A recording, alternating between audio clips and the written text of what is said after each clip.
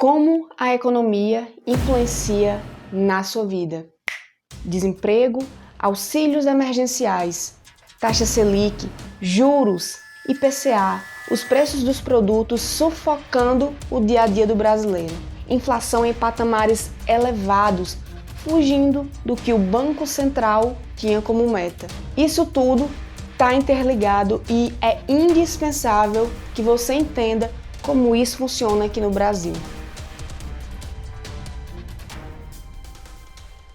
Fala galera, meu nome é Laureline e sejam muito bem-vindos mais uma vez ao meu canal Negócios Arretados. Com certeza você já deve ter visto em noticiários, em jornais, sobre a taxa Selic, que o Copom elevou a taxa básica de juros, que a inflação está em patamares recordes. Mas e aí, você não entende de fato como isso se relaciona e não sabe como é que funciona essa bagaça toda. Então, para explicar esse negócio, vamos utilizar um exemplo prático para você entender melhor.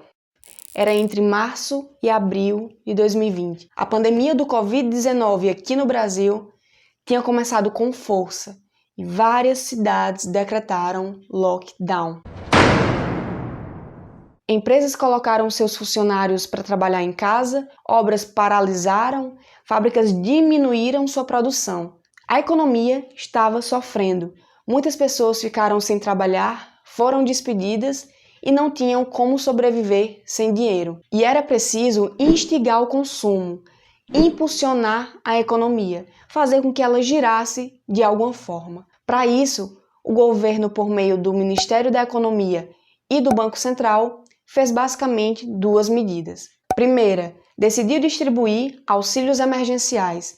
Foram bilhões de reais repassados de forma direta para a população. Segundo, exerceu o que a gente chama de política monetária, que tem como principal instrumento a taxa Selic, que é a nossa taxa básica de juros.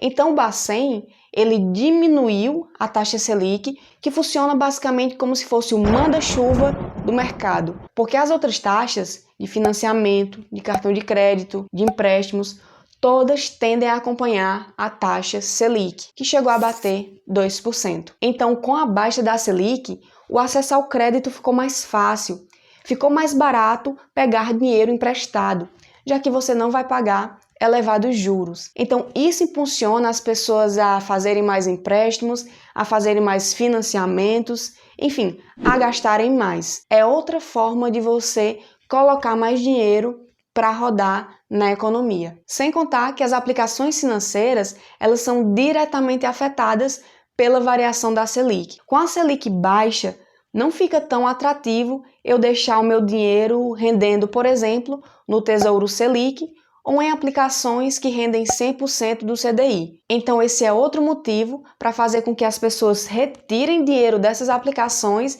e passem a gastar mais. Mas, em contrapartida, nesse contexto todo, muitas empresas não aumentaram sua produção, muitas até diminuíram ela. Isso fez com que a oferta de produtos e de serviços no mercado diminuísse. Então, se eu tenho muito dinheiro injetado na economia, com todas essas medidas que foram adotadas, mas se eu não tenho uma produção que acompanhe essa demanda, eu tenho muito dinheiro para pouco produto. Então, não tem jeito. O preço desses produtos tem que se elevar para haver um equilíbrio. É a lei da oferta e da demanda. Além disso, com o cenário de incerteza aqui no Brasil e em todo o mundo, os investidores estrangeiros retiraram dinheiro aqui do país.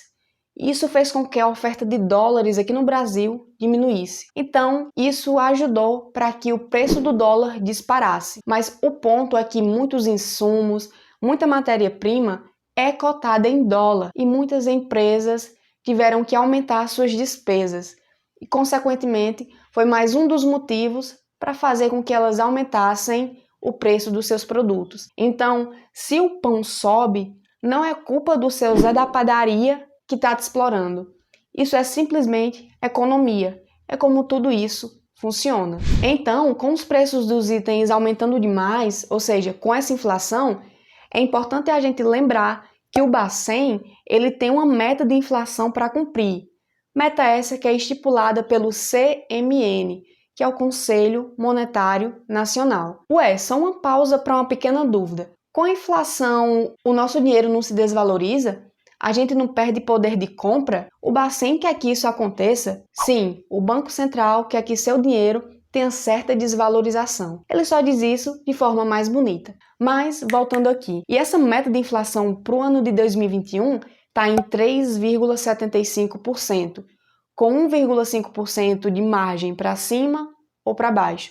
Ou seja, a inflação tem que estar entre 2,25% e 5,25%. O ponto é que a inflação acumulada de 12 meses, na data que eu estou gravando esse vídeo, está em praticamente 9%, o que é muito acima do que foi projetado inicialmente e pode aumentar ainda mais. Então, como a inflação está fugindo da meta, alguma coisa tem que ser feita para fazer pelo menos com que essa diferença diminua. Mas e aí? O que realmente pode ser feito para isso? Vamos pensar juntos? E basicamente a gente consegue citar aqui duas formas de fazer com que a inflação diminua. A primeira forma é você instigar a geração de riqueza do país, a produção, o empreendedorismo, a criação de negócios, para fazer com que aumente a oferta de produtos e de serviços no mercado e também para fazer com que a competição entre as empresas pressione os preços para baixo. Mas o ponto é que essa medida não é a curto prazo. Não se vê os benefícios logo ali.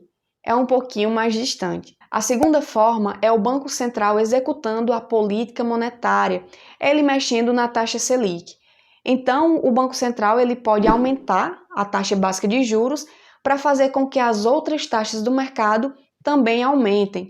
Isso vai fazer com que fique mais caro você pegar dinheiro emprestado. O acesso ao crédito vai ficar mais difícil. Além disso, levando para o lado dos investimentos, à medida que a taxa Selic aumenta, fica mais atrativo eu colocar o meu dinheiro em aplicações financeiras, já que ele vai estar rendendo mais. Então, isso faz com que as pessoas gastem menos, que elas poupem mais, e aí isso vai fazer com que circule menos dinheiro na economia. Então, agora a situação é a seguinte: eu tenho menos dinheiro para certa quantidade de itens. Então, repare que isso aqui sempre tende a se equilibrar. Então, o preço dos itens vai tender a baixar, contendo a inflação. Mais uma vez, a gente vê aqui a lei da oferta e da demanda. E é exatamente isso que o Banco Central começou a fazer.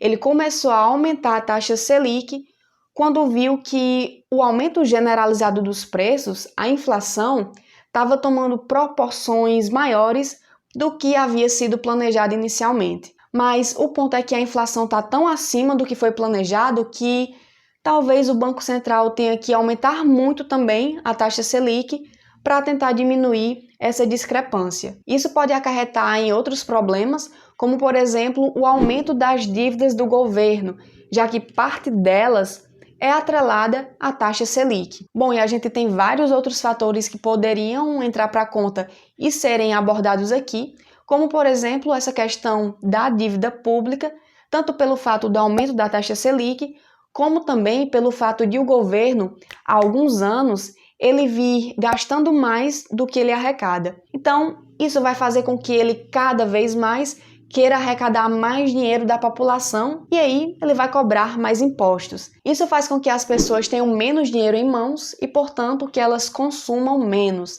Além disso, as empresas vão ter menos dinheiro para contratar pessoal, para investir em inovação, em crescimento, o que pode acarretar no aumento do desemprego.